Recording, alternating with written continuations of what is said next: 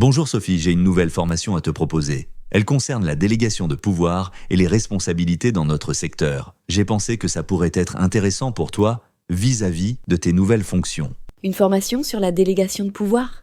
C'est vrai que j'en ai entendu parler, mais je ne sais pas exactement ce que ça implique dans le transport. Eh bien, c'est justement une formation spécifique à notre secteur qui est parfaitement adaptée aux responsables d'exploitation comme toi. L'idée, c'est de te permettre de comprendre et maîtriser les risques juridiques liés à ton statut.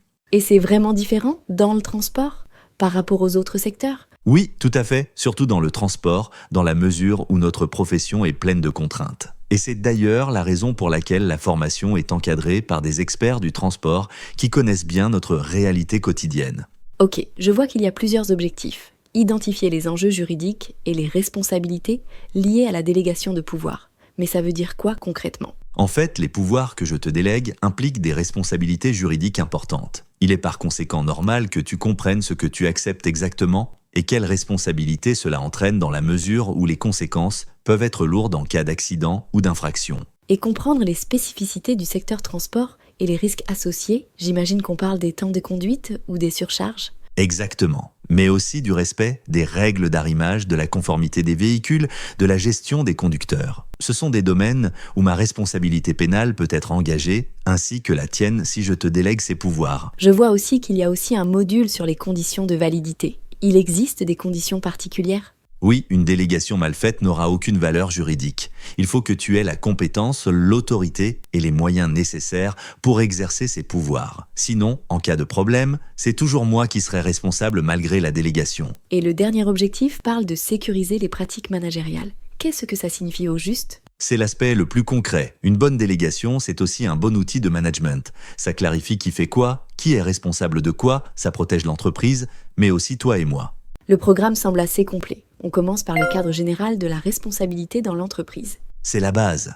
Il faut comprendre que par défaut, c'est moi, le chef d'entreprise, qui suis responsable de tout ce qui se passe. La délégation permet justement de partager cette responsabilité de manière officielle et encadrée. Ensuite, il y a le cadre juridique et conditions de validité. J'imagine qu'on va approfondir ce dont tu parlais. Tout à fait. Tu verras les 3 conditions essentielles: compétence, autorité et moyens. Par exemple, si je te délègue la responsabilité des temps de conduite mais que tu n'as pas accès aux données des chronos, la délégation ne pourrait pas tenir devant un tribunal. Il y a aussi un module sur les modalités de rédaction et sécurisation. C'est si compliqué à rédiger? Plus que tu ne le penses. Une délégation, ça ne se fait pas sur un coin de table. Il faut être précis sur les pouvoirs délégués, définir clairement le périmètre. J'ai connu un transporteur qui avait fait une délégation si vague qu'elle a fini par être invalidée. Et bien sûr, il y a un module sur les spécificités du secteur transport. C'est la moindre des choses.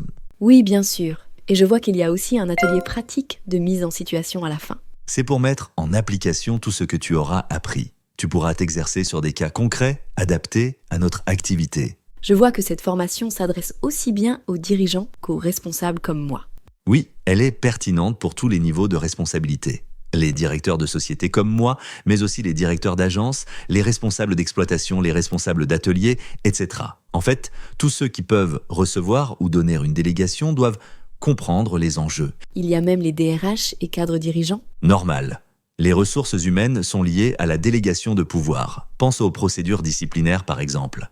Et puis les RH touchent à la structure même de l'entreprise. Tu sais quoi? Ça me semble vraiment intéressant. Si je comprends bien, cette formation me permettra de connaître et comprendre précisément mes responsabilités actuelles et futures si tu me délègues davantage de pouvoir.